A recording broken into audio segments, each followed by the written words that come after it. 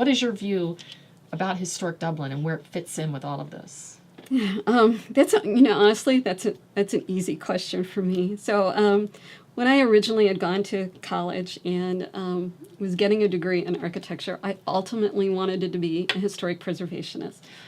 My career Really? yeah.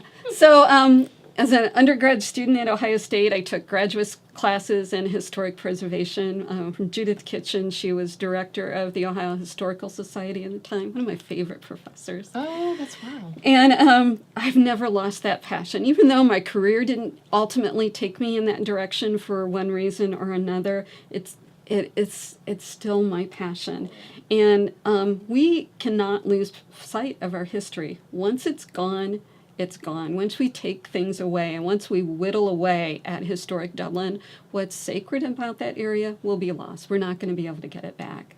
And in the Bridge Street Code in particular, as I've worked with it through the Planning and Zoning Commission, the one thing that really bothers me is that was placed over the historic district.